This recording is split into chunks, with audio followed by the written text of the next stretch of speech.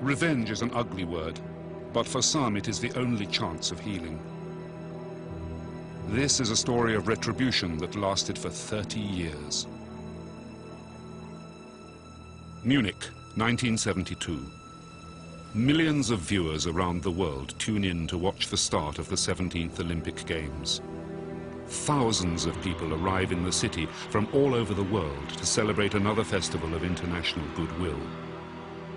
Among them are 28 Israeli athletes, full of optimism and hope.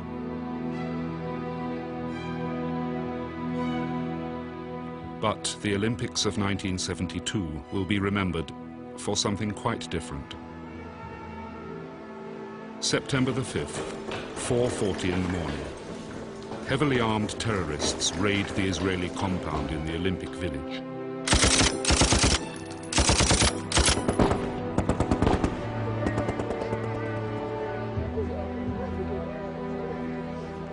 Eleven Israeli athletes are killed. Prime Minister Golda Meir informs Parliament of the tragedy. Her response is to form a top-secret committee that will lead a campaign of retribution against those responsible for the Munich Olympic massacre.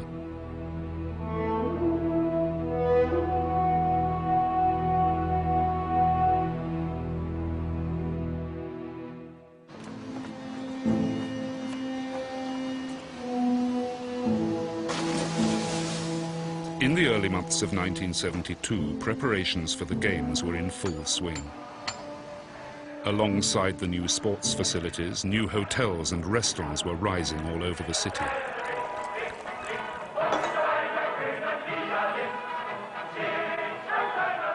Elsewhere, other preparations were also in hand.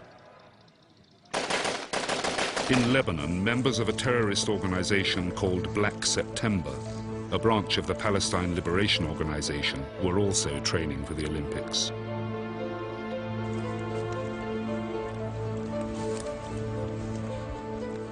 The Palestinians had applied to take part in the Games, but because they are not a sovereign state, the letters were never returned. Determined that their voice should be heard, Palestinians decided to contribute in another way.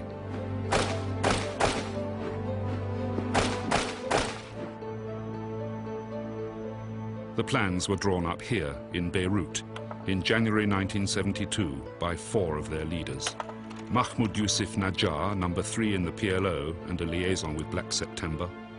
Mohammed Daoud Oudeh, known as Abu Daoud, an operational planner for the PLO. Ali Hassan Salameh, a Black September intelligence operative, nicknamed by the Israelis the Red Prince. And Abu Iyad, head of the PLO intelligence staff and the secret chief of Black September.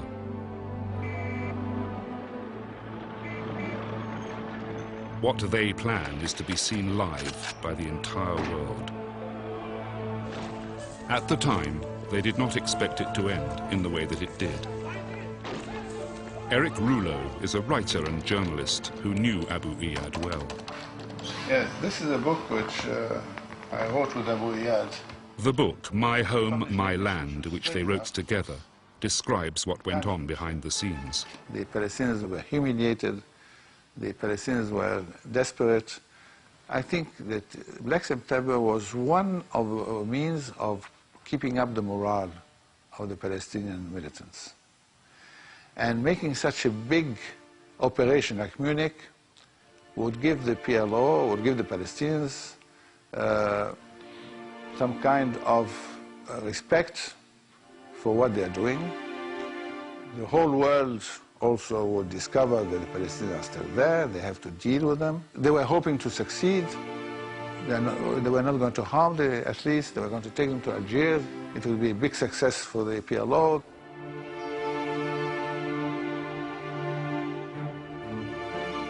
In order to succeed, they need a lot of information about the Olympic Village, and for this they need local help. In the summer of 1972, Black September contacts the Red Army faction, or RAF, a German terrorist group. In August, the RAF begins monitoring security around the Olympic Village, supplying Black September with pictures of targets and details of routines.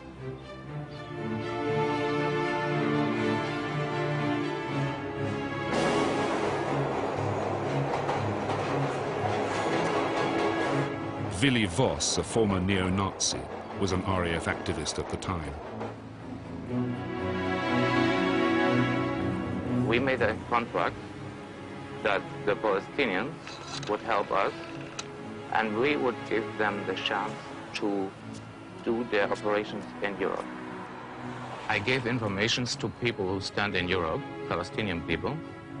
I took informations, I gave money, I took money, I brought weapons, and everything an organization like that needs. ארגוני הטרור בעולם של שנות ה-60, ה-70 וה-80, אחד הדברים שמאוד אפיינו אותם זה הקשרים ההדוקים ביניהם. בין ארגונים שלכאורה לא היה ביניהם שום דבר משותף. אם זה ארגון גרילה אורבני בדרום אמריקה, ארגון בסקי שמנסה להשיג עצמאות לחבל ארץ בספרד, אנשי באדר מיינהוף, וכמובן הפלסטינים שבשלב זה או אחר שאפו להקים מדינה משלהם. וכל הארגונים האלה, למרות שבעצם לא היה להם שום דבר משותף, יצרו אידיאולוגיה משותפת של מאבק למען זהות לאומית, למען בית לאומי, נגד מה שהם ראו ככוח כובש או כוח אימפריאליסטי, ובאופן טבעי התחילה מעין בורסה של שמור לי ושמור לך.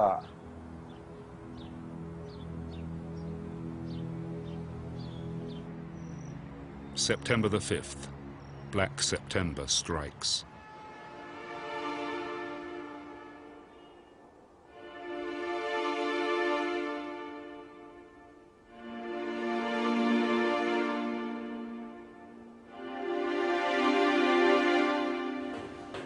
At 4:40 in the morning, a group of hooded figures enter the Olympic Village. They move systematically through the buildings, scanning the hallways in search of Israeli athletes.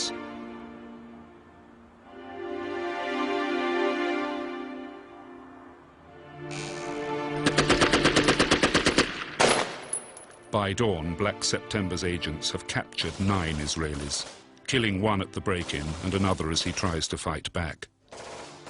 In a matter of minutes, the terrorists have taken control of the Israeli compound. They threaten the German authorities with a bloody massacre if their instructions are not followed. Esther Shakamorov, a sprinter in the Israeli team, was in the women's quarters. אני זוכרת, זה היה פחד אימים. אני זוכרת שיצאנו מהבניין הזה והסתובבנו בכפר בשביל שיעבירו אותנו לבניין אחר.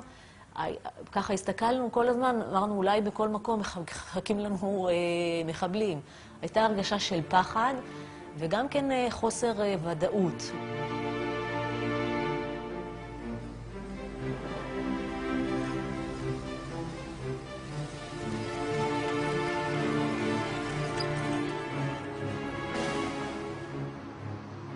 In Israel, Golda Meir wakes up to the news at home in Jerusalem.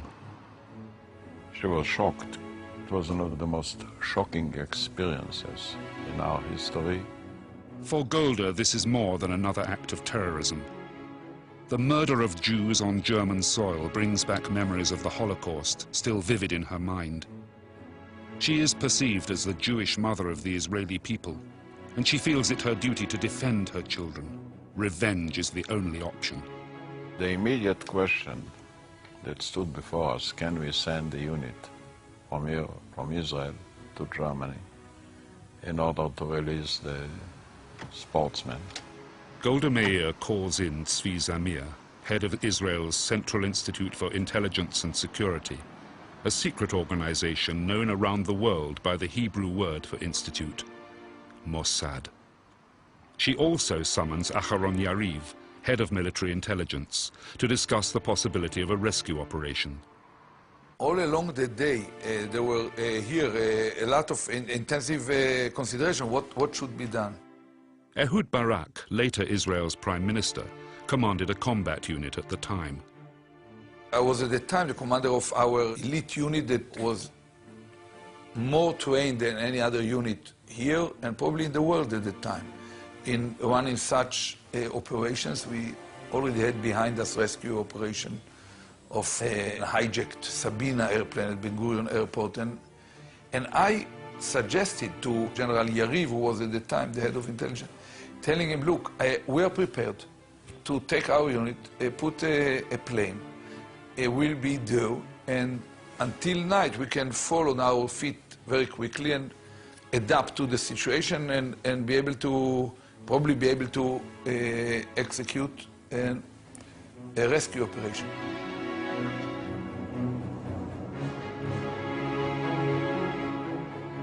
We sent the head of our Mossad to Germany to check the possibilities. The Germans thought that they can handle it. והמטרה של צביקה זמיר הייתה, בין היתר, מעבר לנוכחות ולבדוק מה קורה, לשכנע את הגרמנים, את הממשלה, את ראשי הצבא, שאנחנו נבוא לבצע את זה. היינו כבר בכוננות כאן, היינו באיקון לנסוע לשם. At 2:30 that afternoon, Mossad chief Tzvi Zamir lands in Munich and is immediately taken to Cannoli-Strasse, where the hostages are held. He comes with a message from Golda Meir, who offers help to the Germans. As the media gather outside the building, the terrorists issue their demands. They provide a typewritten list of 234 Palestinian and German prisoners to be released. Among them, Ulrike Meinhof and Andreas Bader, founders and leaders of the notorious Bader-Meinhof gang.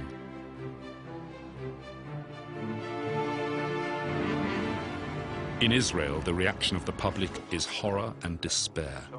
The entire country tunes in to events in Munich as they unfold.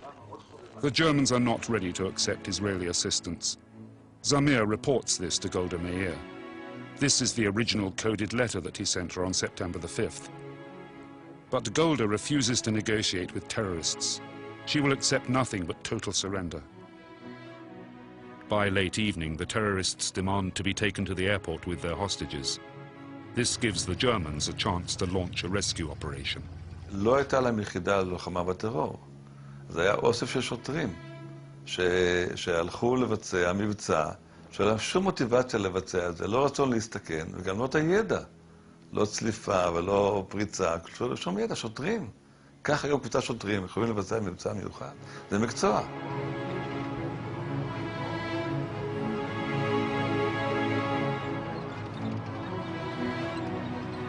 As they reach the airport, the police strike, but they lose control. The terrorists panic, open fire and throw a hand grenade. As the smoke clears, all 9 Israeli hostages lie dead, and 5 terrorists. 3 terrorists survive and are arrested by the Germans.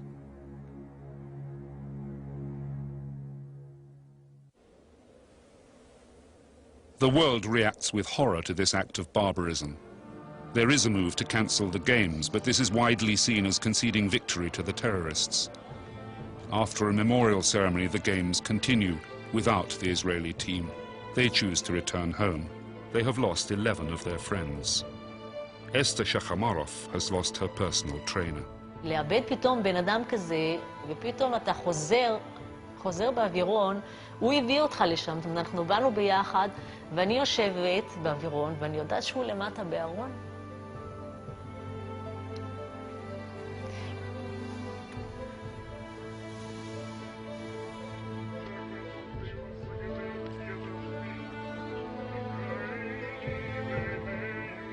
What started out in an atmosphere of reconciliation and hope has ended in a bloody massacre. But Golda Meir is determined to settle the score.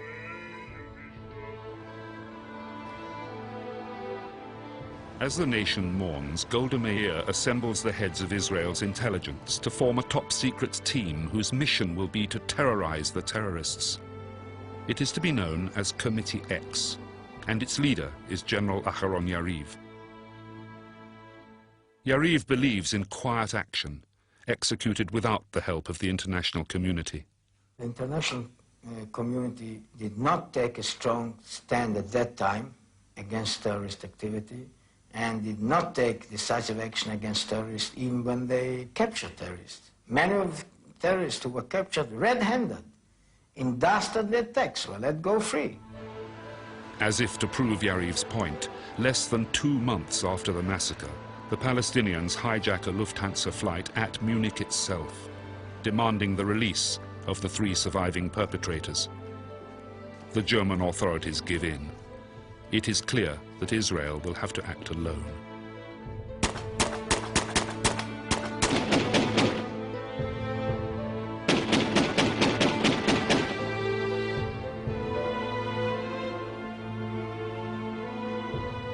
Under Committee X, Mossad sets up a special unit of agents that will hunt down and kill every person involved in the Munich attack, one by one. הטראומה הייתה כל כך גדולה, שנוצר כאן אבסורד. מדינת ישראל שביטלה את עונש המוות, אין עונש מוות בחוק הישראלי, מלבד לנאצים ומשתפי פעולה עם הנאצים. ובגלל הטראומה של מינכן, מדינת ישראל החליטה להוציא להורג אנשים שהיו קשורים באופן ישיר לטבח של מינכן. But within Mossad, it is agreed that this time killing the operatives is justified. I think there is a lot of logic to do it, because if you don't do it, these same people will continue to cause the death of innocent people. So in a way, you are saving lives by doing it.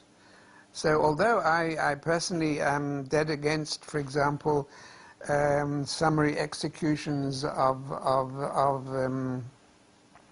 murderers and things like that, but if you have a case where you can save lives and you know that these people will continue to kill, then you have to take drastic action. If we can allow Israelis or Jews to become targets all around the world,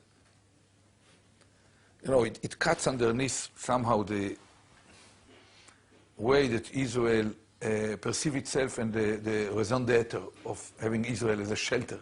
If as a result of having this shelter, Jews all around the world or Israelis are under higher risk without any kind of capacity to respond, that would give the wrong signal to the terrorists. In Tel Aviv, Mossad begins to gather information on the terror group responsible for the massacre. Golda is kept informed every step of the way. Personal dossiers are assembled for each of the terrorists. At the top of the hit list of 12 known terrorists is Ali Hassan Salameh.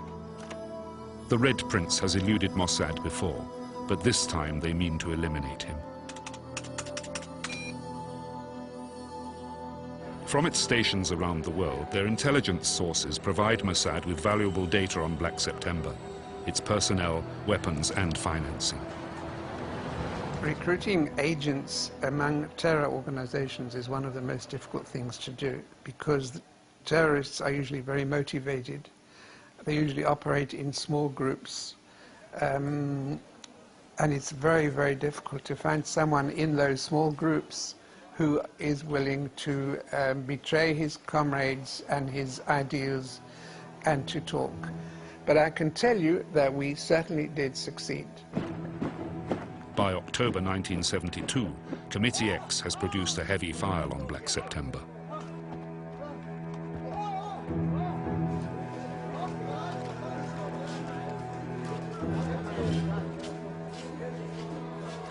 Black September was born in Jordan in 1970. The capital, Amman, had become the headquarters of Fatah, the military wing of the PLO.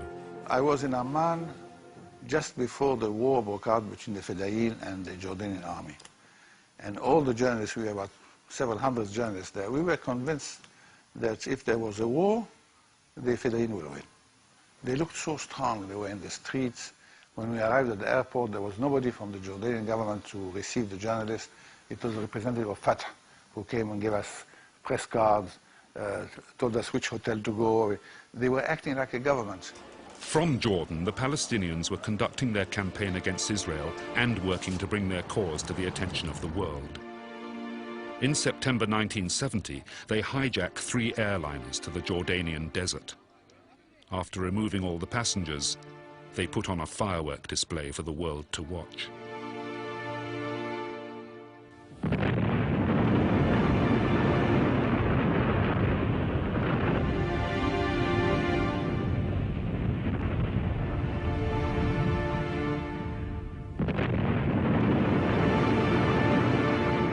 For King Hussein of Jordan, this is a step too far.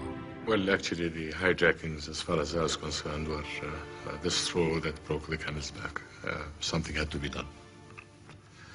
And the humiliation of having aircraft flown into the country and innocent passengers being whisked away to various parts of the country and being unable to do anything about it, and subsequently having these aircraft blown up was something that questioned whether Jordan really existed or whether it didn't. Hussein's army launches all-out war on Jordan's refugee camps. A bloodbath follows as thousands of Palestinians are killed and tens of thousands are wounded. Many of the Palestinians are expelled, forced to relocate to run-down camps in South Lebanon. The PLO changes its address to Beirut. From the ashes of the burning camps, a new and vicious terror group is born to live under the PLO's umbrella. In commemoration of the recent tragic events, it will be called Black September.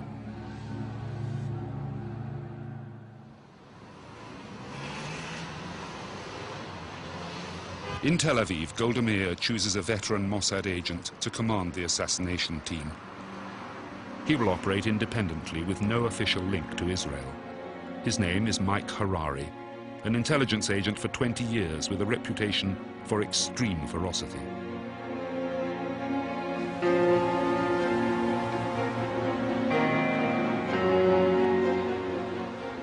Mike Harari chooses Paris as his headquarters, settling there under the alias of French businessman Edouard Lasky. He handpicks his team of assassins. Much like the terrorists' cells in Europe, Harari assigns separate tasks to small groups. They will act independently. מייק הררי קיבל הוראה, אתה תקבל רשימה של אנשים שהיו אחראים ישירות לטבח במינכן, ואתה תדאג לכך שהם לא ימותו מוות טבעי. וזאת בהחלט, זה רגע מאוד מכריע, לא רק בתולדות מדינת ישראל, אלא גם בתולדות הטרור הבינלאומי. מכיוון זאת פעם ראשונה שמדינה סוברנית בעצם נטלה על עצמה לפעול על פי אותו קנה מידה ובאותם כלים של ארגוני הטרור, ובעצם, אם אפשר לומר, לפעול כארגון מאפיה. אתה בא לחסל אותי, אני אחסל אותך.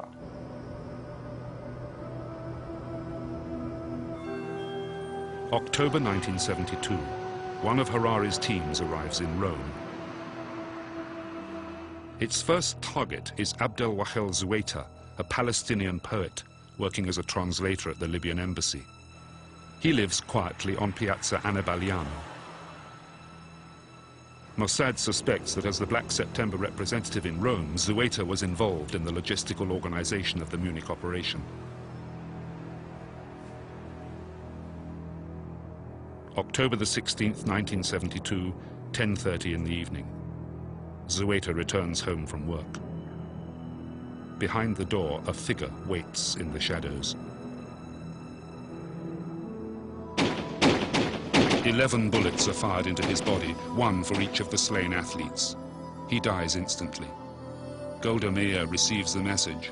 Number 1 is down.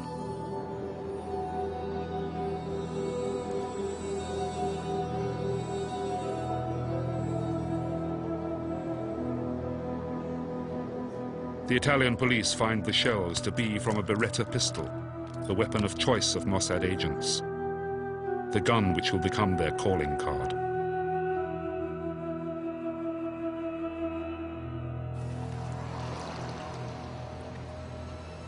December 1972, Paris. Dr. Mahmoud Hamshari, the PLO spokesman in France, lives at number 175 Rue d'Alésia. This is a clip from his last television interview. Une dernière question. Est-ce que vous pouvez vivre tranquille en France? Est-ce que vous ne craignez pas pour votre vie? Pour moi, non. Mais je pense qu'il ne faut pas tenter le diable. Hamshari is next on the list. Because of his job, Hamshari is used to meeting journalists from around the world. In December, a man posing as a journalist requests an interview. What Hamshari fails to realize is that this journalist is an agent of Mossad. During the interview, the agent surveys his apartment. He meets Hamshari's French wife and his daughter, collecting as much information as he can. The next day, the undercover agent watches the house from a cafe across the street. He waits for Hamshari's wife and daughter to leave before making a phone call. When Hamshari answers, a radio signal activates a bomb planted in the receiver. Hamshari is severely wounded. A month later, he dies.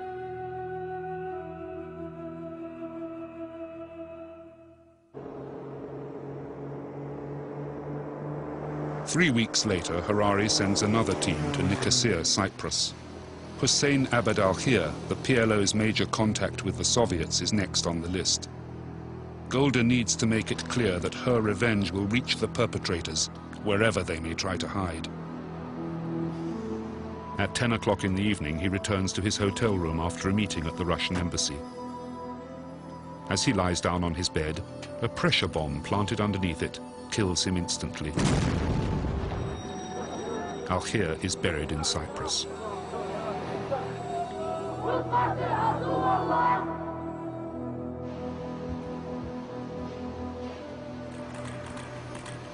In the months that follow, Harari's team identifies almost every major Black September operative working undercover in Europe.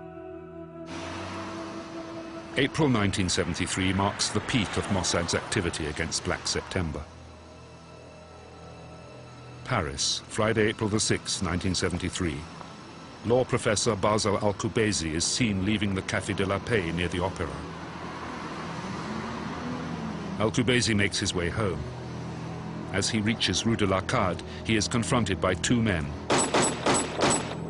who fire 11 bullets into his body.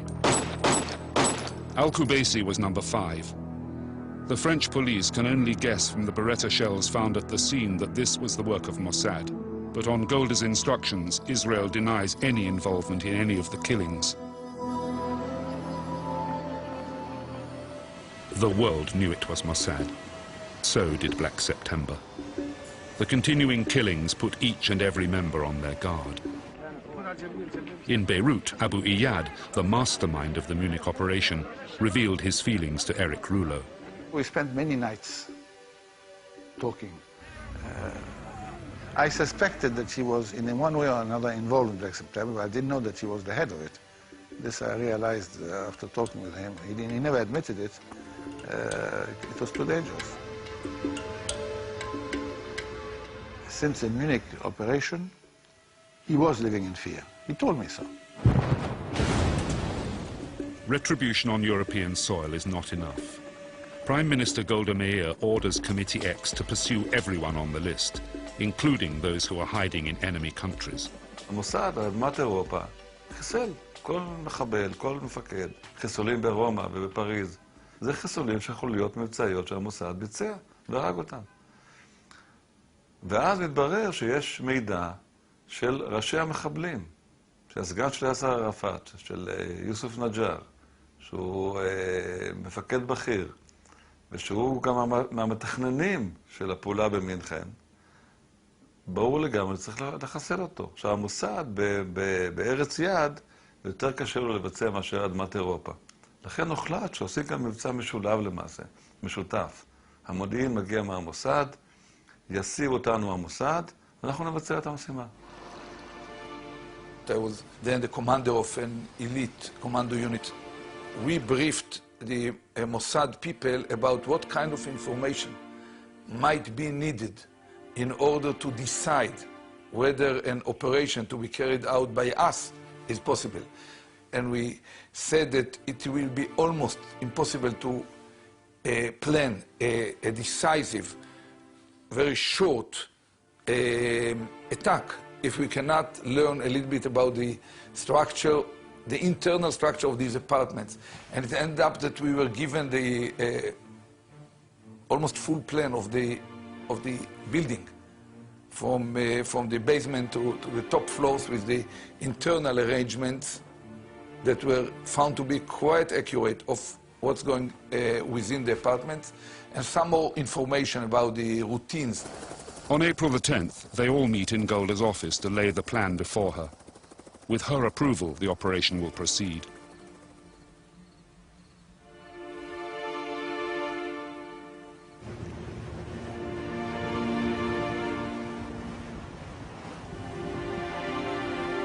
On the evening of April the 11th, 1973, Operation Springtime of Youth begins.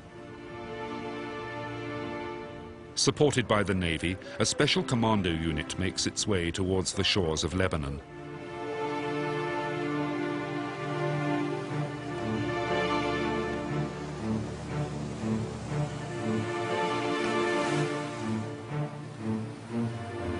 Mossad agents are waiting for them on the beach to drive the commandos to their target. אנחנו נחתנו כ-20 קילומטר דרומית לביירות, במקום חוף הים, במקום יחסית שומם. ואנשי המוסד חיכו לנו 3 מכוניות.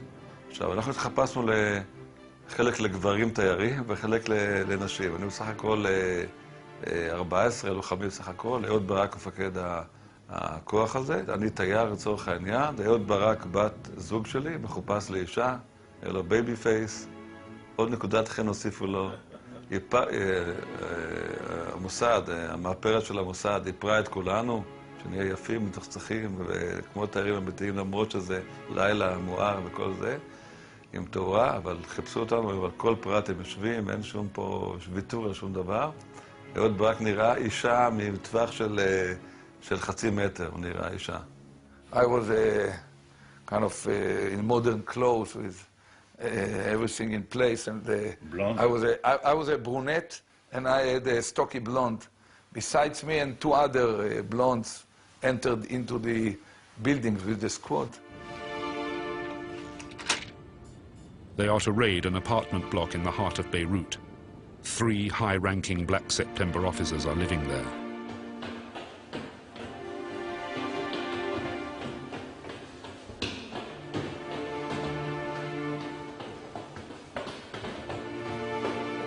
The commandos raid the building, killing the 3 members of Black September. Several innocent people are also killed in the crossfire. The operation is swift. Having created havoc in the city, the commandos move quickly back to their boats. 30 minutes after we landed, we were back in the sea, and we were back home. I came back home. I couldn't tell my wife, then wife at the time, what exactly I'm going to do that night. And I fell asleep just before dawn in our bed. She woke up in the morning and saw a little bag near the bed with woman dress which were not hers. Then she came closer, she could see still remnants of lipstick and mascara and the blue under the eyes. You can imagine what passed in her mind about what. The raid is a massive blow to Black September. It causes the death of Mohammed Yusuf Najjar, number 3 in the PLO, Black September's leader, Kemal Adwan, and Kamal Nasser, a spokesman for the PLO. Yasser Arafat demands that the world condemn the action.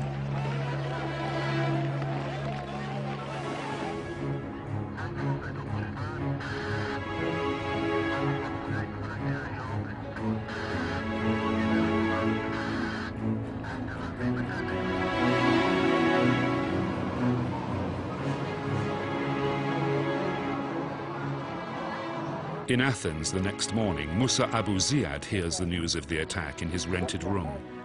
He is another one on the list of Munich conspirators. Abu Ziyad rushes out to buy a newspaper. While he is out, Mossad agents enter his room and plant a plastic explosive charge under the bed.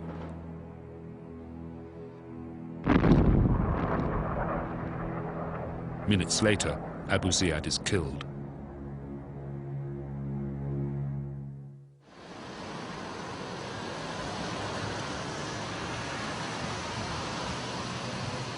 The hit list grows ever shorter.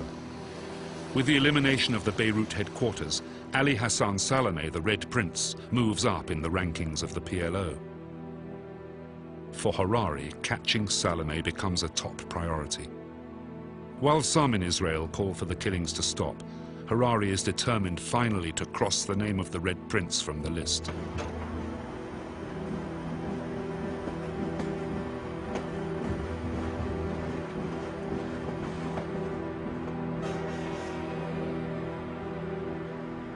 Norway, July 1973. Mossad agents receive a tip that Salome has gone to ground in the city of Lillehammer. Harari travels to Norway to command the operation himself. He has two teams, one of logistical planners and the hit team.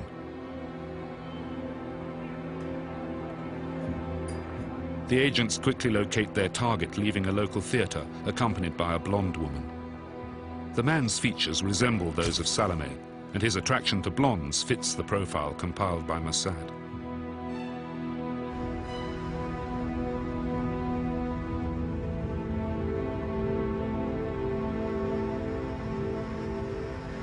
The assassins follow the couple as they travel home.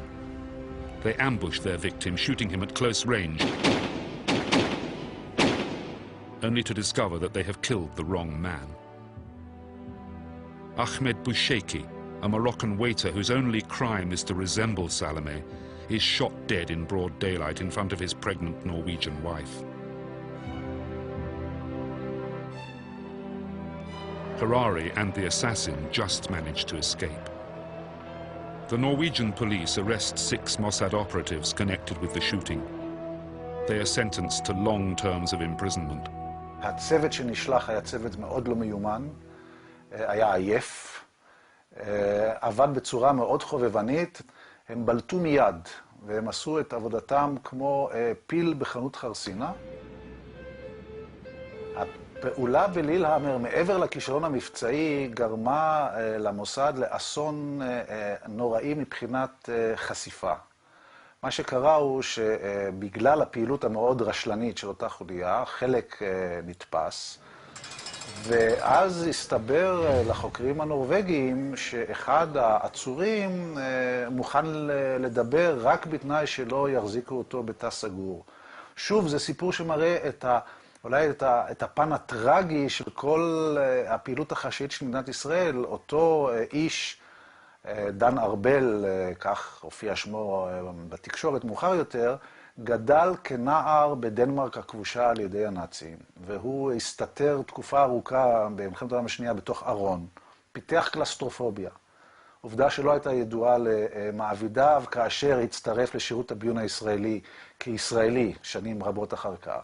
וכאשר הוא נעצר בעקבות פרשת לילהמר, הוא הוכנס לכלא, והמעמסה הנפשית עליו הייתה כה גדולה, שהוא אמר לחוקרים, אני אספר לכם הכל, רק אל תשאירו אותי בתא סגור. The failure exposes Mossad's actions in Europe. Golda Meir immediately recalls Harari to Israel. The operational disaster in Norway sends shockwaves through the international community, placing Israel in an extremely tight spot. התקלה של לילהמר גרמה לעצירה, כי א' נחשפנו, הם נתפסו, היה משפט. המשפט הזה והעובדה שישראל מבצעת מבצעים מאדמת אירופה, והיה ברור לכולם שמה שבוצע עד אז, זה לא בין מחבלים ובין כנופיות ובין ארגונים, אלא היה ברור מי מבצע את זה. Golda calls her Mossad agents home, not just from Europe, but from other countries as well. The pace of assassinations is slowed down. Mossad cannot survive another fiasco.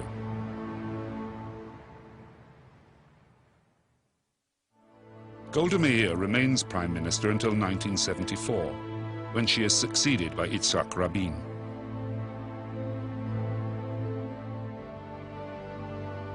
On December the 8th, 1978, Golda Meir dies. Thousands come to pay their last respects to their Jewish mother. But despite her departure, her legacy of revenge lives on. Her successors will not rest until Golda's list is completed.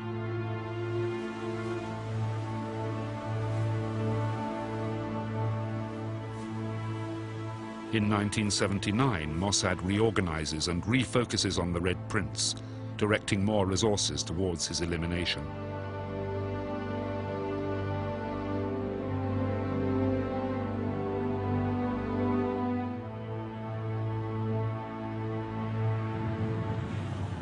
Ali Hassan Salameh has evaded the Israeli secret agents in Europe for years. He leads a luxurious life with the salary of a high-ranking PLO activist and a new wife, the 1971 Miss Universe from Lebanon. By 1979, the Red Prince and his wife Georgina have settled down in Beirut, though Salameh continues to have an eye for other women. I met him once or twice, but I didn't like mixing with him because I knew he was a killer, Hassan Salameh. Hassan Salameh is probably one of the great killers of the PLO. I mean, I didn't like him very much. He was a playboy. You would see him on the beaches of Beirut, very well dressed, with little women around him. I mean, he was quite a figure. His lifestyle made him antipathique, made him not likable by the Palestinians who were living a hard life. And he had a lot of money. Nobody knew where money was coming from. He was spending in cabarets. Some say the money comes from America. Salameh has very good relations with the CIA. He might be their top agent in Lebanon. This relationship enables Salameh to boost the Palestinian cause and to promote Arafat in the international arena. He was, it seems that he was very smart and that he was having an excellent relationship with the CIA, probably giving them things which they wanted. I mean, he knew how to deal with them. And the Israelis were frightened of this because they were afraid that he would turn the Americans on the side of the Palestinians. That was the real reason why they hated him. Ali Hassan Salameh, בגלל שהוא היה ראש מפקד ספטמבר השחור, בגלל הטראומה הנמשכת של טבח מינכן, הוחלט בביון הישראלי שלמרות השנים הרבות שעברו, הוא טסט קייס. כלומר, פה יש עניין ליוקרה הישראלית. אם חיסלו את כל סגניו ואת כל העוזרים שלו עד האחרון האפסנאים, אין שום סיבה שלא לרוצץ את ראשו של הנחש. Israeli intelligence, aware of his weakness for women, sets a honey trap. Erica Chambers, an agent sent by Mossad, meets Salameh as if by chance. She is an attractive woman and he is immediately smitten. They have a passionate affair, during which Chambers closely observes Salameh and reports on his daily routine.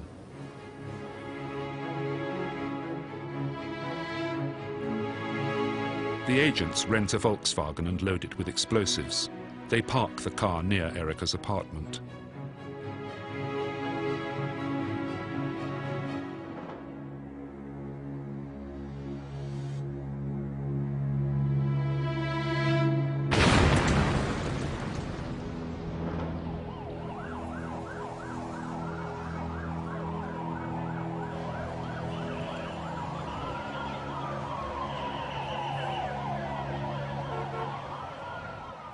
Ali Hassan Salameh, Abu Hassan, was martyred on the path of the revolution and liberation.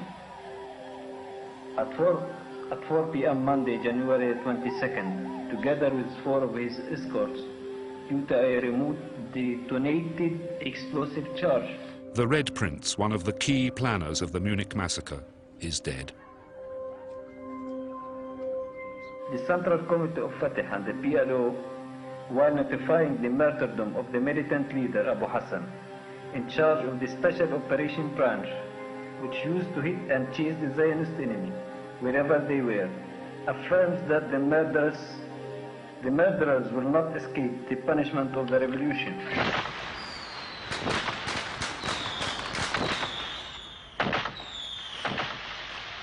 In May 1988, 16 years after Munich, as Israel celebrates its 40th anniversary, another of the conspirators, Abu Jihad, is murdered in Tunisia. Mossad is believed to be responsible.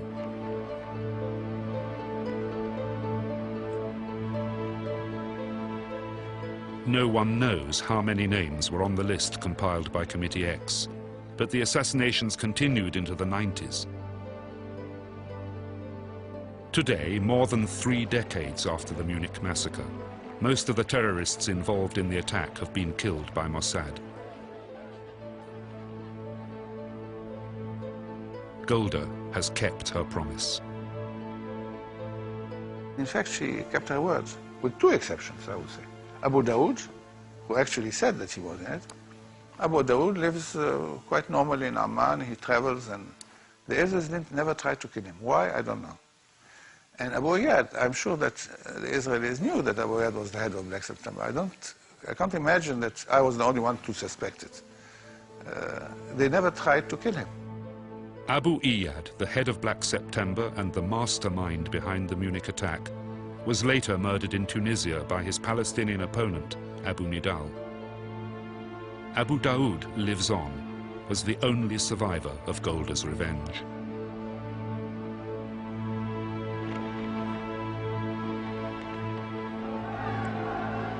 The painful memories of Munich have not faded, nor have the wounds been healed by the retribution. Both sides bear many newer scars from the cycle of violence that has continued since.